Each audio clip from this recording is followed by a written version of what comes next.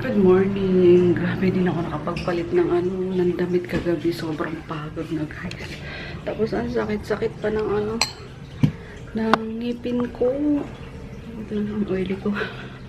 Ang sakit ng ipin ko. Lalo na, di ko alam kung sa to sa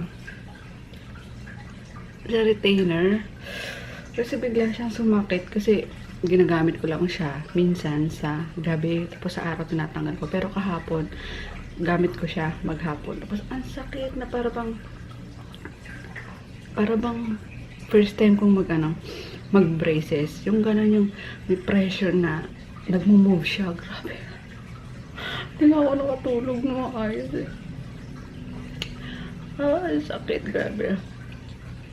Parang connected siya sa ulo na ewan eh, no? Kaloka. Anyway, 9:15 na. Nagising ako ng 5 a.m. or 4 alas 4:30. Tapos nauna si Emang gumising, naglinis na siya, nagsayang na siya, naggawa na siya ng ni Chris baon. Tapos ayun, prepare ko lang si Chris, yung baon ni Chris, and then hinatid na ni Daddy kasi si Joe nasa Nueva Ecija pa. Sumunod, diba, sabi ko nung Friday, sumunod doon. Tapos Tuesday pa yung uwi nila lahat. So, ayan. Si Daddy din yung mamaya sasalita si Frankie. Tuesday pa yung uwi nila lahat. So, ayan. Si Frankie na yung magsusundo ulit mamaya kay Chris. And then, kagabi, ayun, hindi na ako nakapag-good night. Kasi nga, pagoda na guys. Pagka drop namin kay Joy doon sa may Eastwood. Pagkatapos namin kumain is umuwi na kami. Alam mo, inaantok na nga ako para si Froggy. Kasi di ba lasing pa yun kahapon. Tapos maaga pa kami umalis. So pumipikit-pikit siya. Buti di kami nabangga. Nakakaloka yun. So, pero ayun talaga guys. Sobrang sakit ng ngipin ko. Kaya, alam kung tanggalin ko muna siya. O dyan lang siya. Parang ang hirap kumain ito. Tapos pagka nag-bite ka, ito masakit ko yung problema talaga sa ipin ko before yung nakaganon siya. Yun ang masakit, sobra. Kaloka. So yun, magsayang na muna ako ulit kasi kulang naman na to. Sabi ko kay Emma kanina kasi ang aga niyang gumising. Sabi ko sa kanya, tapos naglinis siya dyan sa labas. Sabi ko, tama na yan Ems, magano ka na, mag-almusal ka na, tapos bumalik ka sa pagtulog kasi training niya mamayang alas 2 sa Jollibee. So tulog si Emma, kaya magsayang na muna ako. May din naman kami dyan, may pagkain pa kami. Kasi yung tira namin kagabi sa kinain namin, andyan. Yun din ang pinabaon ko kay Chris. Nag-take out kasi ako ng sisig sa Delicious. Delicious kami kumain kagabi. Ayan. Favorite niya yung sisig doon. So, tinake outan ko na lang siya. Yun ang binaon niya kanina. Ayun, bumubulong ako guys ha. Ewan ko lang kung naririnig niyo. Kasi tulog na si Emma. Kachat ko kanina si Ann. Banas na banas siya kasi naiwan sila ng eroplano. Kasi narito sila ng check-in sa airport nga. 5 minutes lang daw, di na sila pinayagan. So, ayun, iniwan sila ng eroplano. Kaloko. So, grabe naman yan. Alam naman nila may bata kayo, no? Pag sila yung nagkakabulilyaso, okay lang. Wala lang sa pasahero. Tapos yun. Sabi niya, kaya nga, kaloka. Yan, may aray ko. So, ayun, papunta silang Iloilo. Hindi na kami nagpang-abot kagabi guys. Di ko alam kung na-vlog ko. Kasi, nung pagkagaling namin sa Makati, pumunta kaming BGC. Eh, wala di namin kabisado yun. So, pinuntahan lang namin yung pinaka-location yung SM Ora. So, ayun, yung palabas na sila. Pinagkaguluhan daw sabi ni Paul, kaya ang tagal nilang nakalabas lalo. E bawal mag-antay ng matagal doon sa tapat ng SM Ora, 'di ba? Kasi drop off tsaka parang pick up lang ang pwede doon. So pinaalis kaagad kami ng guard kahit na naka-hazard kami. So ayun, Eh, yung paglabas namin ng ano, ng SM Oro, dire-diretso pag kanan, is papunta ng ano, papunta na, wala nang U-turn, kung papunta ng Pasig. So, dumiretso na kami ng Pasig. Kumain kami ni Froggy kasi walang lunch eh. So, ano, nagugutom na rin siya. And then, yung pag-pauwi namin naman, napunta pa kami sa mga ano, sa mga one-way na daanan. Alam mo yun, naipit kami. As in, ganito na lang guys. Sad-sad na si Tonton or magagasgas na kaloka. Feeling ko pinagpawisan ng malapot yung kagabi si Daddy kasi sobrang si Waze, di ba? Minsan pasaway si Waze, dadalhin ka sa ano, yung iiwas ka sa traffic. Minsan dadalhin ka sa mga daanan na napakakipot pala. Nakakaloka. So, ayun, wala magagawa kasi paikot yun pag ano niya. Eh, sarado yung isang ano, isang daanan. So, doon napuno. Kumbaga yung isang daanan na paikot. Napuno kasi may double parking. Pwede naman sana yung kung ano, kung walang mga nakapark na sasakyan. Kaso may double parking. So, wala. Doon kami na-stuck talaga ng 15 minutes or 30 minutes. No choice kundi umatras talaga yung mga nasa unahan pa. Nakakaloka. Grabe. So, yun. Kaya hindi na namin naabutan si Paul tsaka si Ann. Dapat isasabay ko nga pa uwi. Kasi may ano dito, may kay Sora pa si Ann. Dala ko yung mga gift nila. Same as kay Ann. Dala din daw yung mga gift namin. Hindi na naiwan kay Faye kagabi. So, ayun. Kaloka. Pagod din kasi yun si Ann. Kaya na ano sila na late din siguro ng ano ng busy. Pero yun mo nung oras pa yung ano niya. Nung oras pa yung GlamCon. Tapos ayun nga yung biyahe. Siyempre mga beauty vlogger. Sobrang pagod yung guys sa biyahe din nila. Mga event nila. So, ayun, nagdagdal ko lang. Naghilamos na ako. Kaya medyo wala nang oil. Ayun, try ko mamaya pumunta ng ano, ng dentist. Kasi, pa-check ko siya. And then, may ipapapasta akong isa dito. Same with Chris. May ipapapasta daw siya, sabi ng dentist nila. Or tama, sabi ng dentist nila sa ano, sa tingnan mo yung ginising ko para ilakad si Groot. Matulog lang din. Nakakaloka. Ayun guys, gising na rin si Emma. Tapos nagpabili nila ako ng ano. Ay, pinamig acid kasi hindi ko kaya yung sakit talaga. Ito yung sakit ng ipin na naramdaman ko nung ano. Mas worst pa siya sa sakit ng ipin na yung may butas ba? Grabe, mas worse pa doon. Ito yung sakit ng ipin na kapag first time ilagay sa'yo yung ano, yung braces. Ganoon, grabe ang higpit. May pressure na hindi mo alam. Kanina pa ako parang hindi ako mapag-concentrate sa ano sa ginagawa ko. O nagsasagot ako ng mga inquiries. Ito lang yung sumasakit niya. Itong yung pinaka-problem talaga. Pero lahat damay. Wala naman akong butas na kasi napapastahan ko na yan. So, ayun talaga, hindi ko kaya. Sabi ko, Miss Patuyo naman bilabo ko na, pinamic acid kasi naghahanap ako. Wala eh. May iiyak ka na sa sakit talaga. Nakalis na si Emma guys. Di pa na magpapalit ng damit. Mamaya na pag naligo na. Ayun. Sabi ko sa kanya sa Tuesday kung available pa siya or kung maaga siyang matapos sa sa training niya is pumunta ulit siya dito kasi kailangan kong umalis. May inimit ako na tao. Ayan, nag-enjoy sila sa sa buto. Yung sa tira namin kahapon na ano yan, Daddy? Crispy pata. Ngayon ate ko binigay ko sa kanila. Paknit oh. Happy birthday, Paknit! Birthday niya ngayon, guys. 22. Ayan, baka ilagay ko na lang sa link yung yung vlog namin last year, yung pagdating ni Paknit. Happy birthday, Paknat! Wala, di naman kita agawan eh. Yabang neto. Happy birthday! Paknit. Pasaway ka ah. Iniyan niya yung yung sofa cover. Nilaban ni Emma na. saway to. Tapos ayan si Garotay, oh. Busy. Ganda pa na pagkakahawak niya. Grabe. Wala, nangangat-ngat talaga nila, daddy, oh. Oo, lalo sa'yo. Nagkakapali-pali.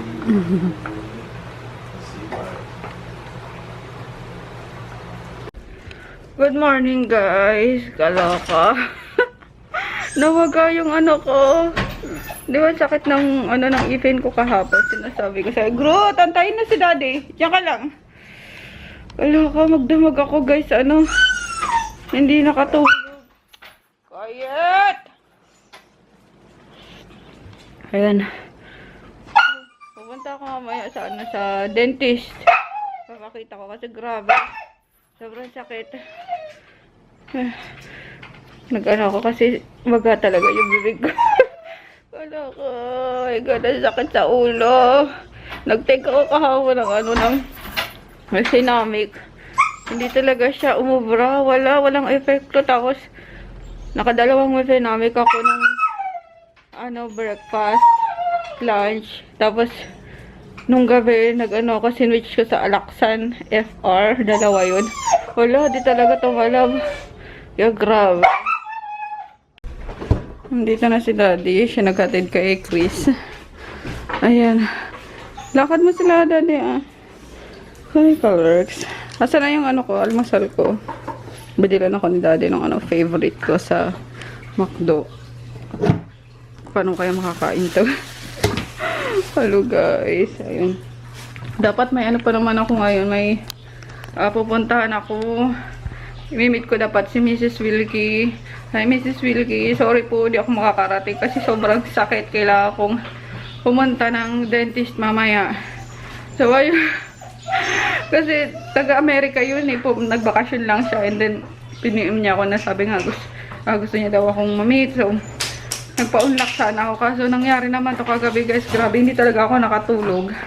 Siguro ano na, alas 2 na ako na idlip.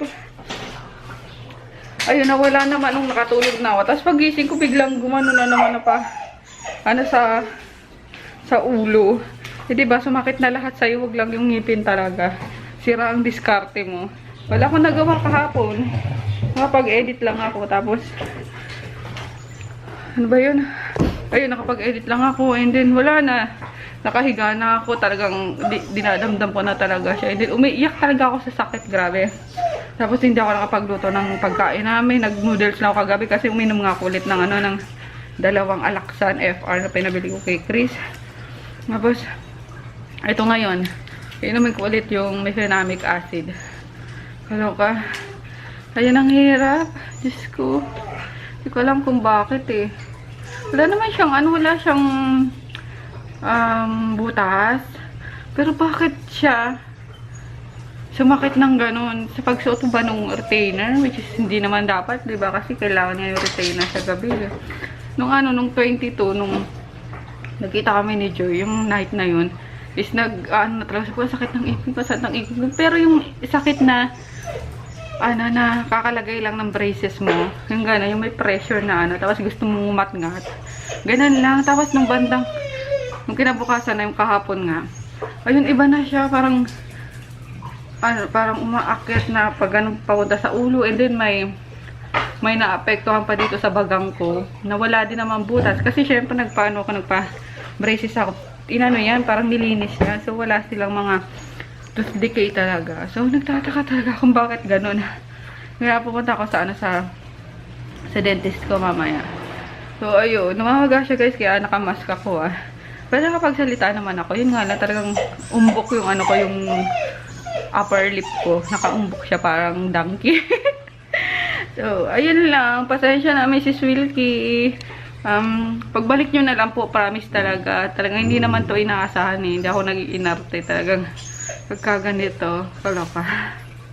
Ayun, guys, kain muna ako para makainom ako ng ng gamot. Even pala yung yung pagkain ng dog kahapon. Wala akong guys. Wala akong nagawa talaga lahat. Nag-dog food lang sila. Yung yung binibili sa Cartimar. Yun lang pinakain ko sa kanila. Kawawa naman. Ano ko. Ang hirap pag sana. Pag ipinasumakit, talagang masya-shutdown yung mo eh. yung mga plano mo sa buong araw. Ready na ako guys. Di na ako naligo kasi giniginawa ko para ako lalagnatin talaga kahapon pa. Ayun pati yung anak ko hindi ko na asikaso. Sabi ko, anak, gumising ka na lang ng maaga tapos mag-breakfast kayo ni daddy sa labas. Tapos binila na lang din siya ni daddy ng baon niya sa labas din. Wala ka tong ipin na to. So ayun, maaga pa naman. It's 8:57, magna 9. So sakto. Punta. Oh, ano 'yun? Dahan-dahan. So, sakto. Punta na ako doon kasi 10 AM yung yung bukas. Ano ba nga? Sa bagay, naman, weekdays naman. Wala masyadong tao niya. Kasi, doon sa UDC, kung saan ako nagpa-braces, ang dami lagi tao doon. Mga braces, nagpapa-adjust. So, kailangan maaga ako para maaga din matapos just in case kung ano mang gawin. So, takot ako sana, hindi siya ma-root canal. Kasi nanood ako ng mga video ng ng root canal. My God. Kaloka. Lalo ako nahintakutan. So, ayun. Sana papalitan lang yung pasta, lilinisin lang o whatsoever. And then, tingnan natin guys kung anong gagawin ng dentist. Sakit ng ulo ko, grabe. Nag-uminom ako ng mefenamic ngayon. Pero walang talab talaga. Kaloka. I'm home na guys. Ayun, ako yung unang-unang pasyente sa sa clinic. Talagang sinadya kong sinadya kong agahan para maaga din maka-uwi at may pupuntahan nga kami. Hindi pwede ma-postpone yun. So, ayun, maga pa rin yung mukha ko. And then dito, X-ray. Tapos, root canal nga daw. Yun, sabi. Takot naman ako kasi nanood nga ako ng mga video sa YouTube na about root canal. Pero inask ko yung yung pinsan ni Pinsan mo ba yun o auntie mo? Auntie. Yung auntie ni Froggy na na dentist kung masakit. Sabi hindi naman daw. So, ayun. Kaso ni-refer ako sa din mismo sa specialista nung clinic sa UDC. Kaso sa yun sa Sampaloc. And then sa Sunday pa available yung doctor. Sunday and Monday lang available yung doctor. So, hinihingal ako, grabe. Sa Sunday pa ako makakapunta. Pero magpapaschedule na ako, tatawag na ako. Tapos, nadaling ko lang yung yung x-ray. And then, ayun. Ayun lang. Dumiretso pala akong Pure Gold kasi bumili ako ng pagkain ng dogs. Kasi kawawa kahapon, di talaga sila nakakain yung gabi. Si Groot pa naman din, ayaw niya ng dog food. So, gutom na to si Grootin. Ting kong mahal. Ayun, nagluluto na ako ng beef. Lalagyan ko na siya ng pechay. Tuloy ko lang muna yan. Ay. And then, bumili din ako ng Dolphinal kasi hindi epekto sa akin yung yung mefenamic acid tapos yung Alaxan. Though yung mefenamic kanina pag inom ko, ngayon okay naman siya. So kapag nagbubuhat ako ng something na mabigat na may pressure na gano'n, is parang sumasakit siya. So, ayun, no choice. Ako lang mag-isa umalis.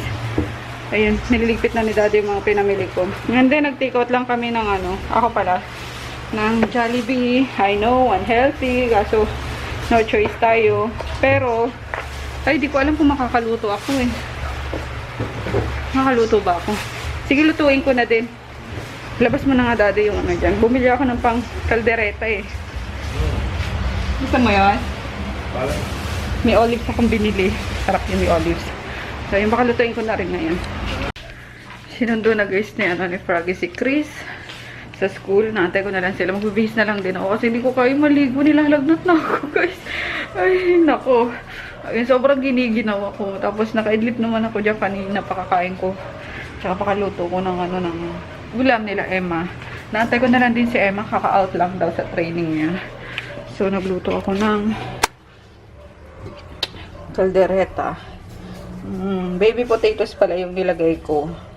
Para hindi na ako magbabala. Tapos may keso. So, yun. Base na tayo. Kasi 4. Kailangan makaalis na kami para hindi matraffic. Sa QC kami. Ay. Hindi na ako nakapasok dyan. Daan-daan lang. Ganda na ng ado. Amoy ka na pa rin. May kanal pa rin. Pero laki na ng ano niya sa loob. Ang dami ng mga building yan.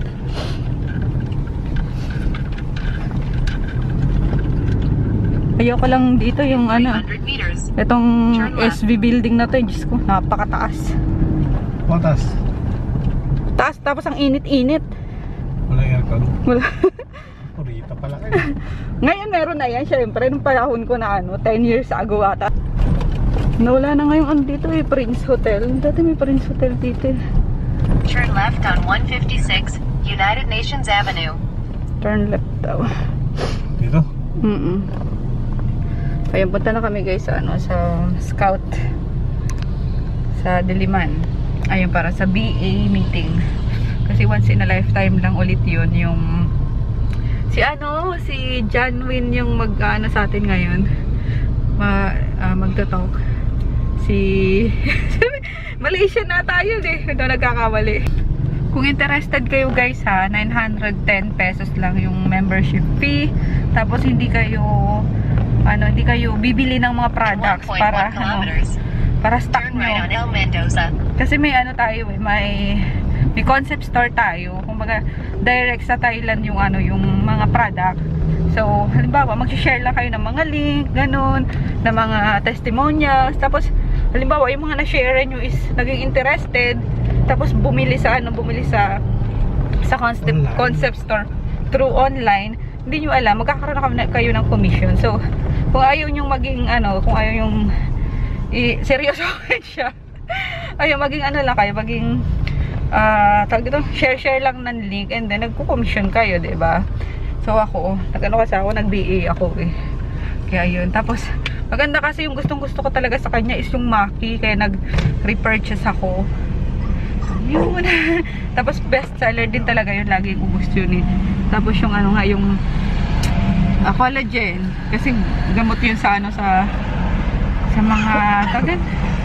Sa mga tuhod-tuhod, yung mga joints, gano'n, yung mga yung mga anong sakit yun dati? Ayuma. Mga may rayuma na. So, ayun. Tapos nakakaganda pa siya ng skin. So, ayun. May iba pa silang product eh.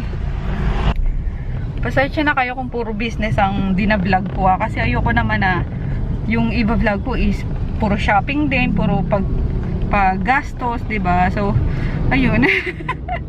Gusto ko naman is yung yung kikita kayo, 'di ba? Para naman din may panggastos din kayo kumbaga pag nanonood kayo sa ibang vlogger na nagsi-shopping yung ganun, can afford din kayo na makabili kasi may may pinagkakakitaan kayo kahit nasa bahay lang kayo, 'di ba? Sa 910 pesos, 'di ba? Okay na yun kaysa yung wala lang, puro nood lang tayo sa sa YouTube, ganun, puro Facebook. Why not share na lang ng link, gano'n, hindi mo alam is may pumapasok na sa yung commission, 'di ba? So maganda siya guys. Kaya din ako sa kanya. Nagka-interest din ako sa kanya, 'di ba? Kasi aside sa RMK shop, meron pa akong extra pinagkakakitaan. Alright, dali.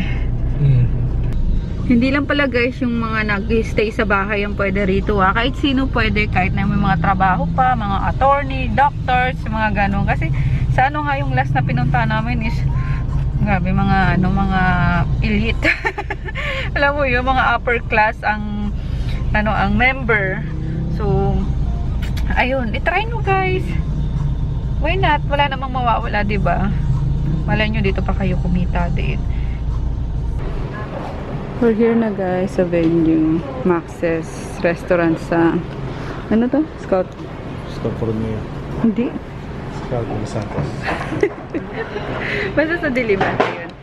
Maga kami ng 30 minutes, so 6:30 mag-i-start. Madami ng nandyan na yung iba sa labas. May parapol, sana manalo tayo ng gusto ko yung toner, sana meron. May cellar pa, may cellar. Basta, ganda kasi guys, grabe. Hindi ako nakabili noon. Dapat to purchase ako nung yung time na yun. Kasi nagmamadali kami, diba? So, yun. Siguro next time na lang. Sana meron dyan pa. Parapol para.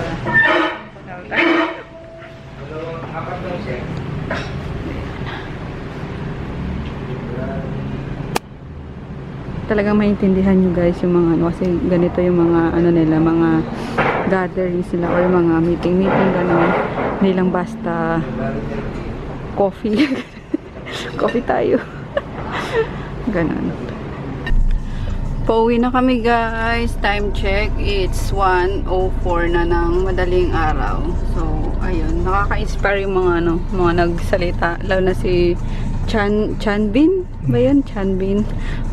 May time na ano na parang naiiyak-iyak siya kapag kinakwento niya yung buhay niya noon. Pero ngayon grabe yung ina-earn niya. 1.2 million a month. Colors, diba? Pero malay mo. Someday. Hindi naman tayo nagmamadali. Ayun. Si daddy antok na kanina. Pinauna ko na, sabi ko, sige na, yung last part na ng ano eh. Siguro mga 15 minutes bago matapos yung ano, yung session is sabi ko, muna ka na sa sasakyan. Yun, ang dami na rin kasing inaantok. We're home. Grabe, 30 minutes lang din drive ni daddy. From QC, Diliman. Punta dito. So, yung good night guys. Till tomorrow. Good night, daddy. Bye-bye.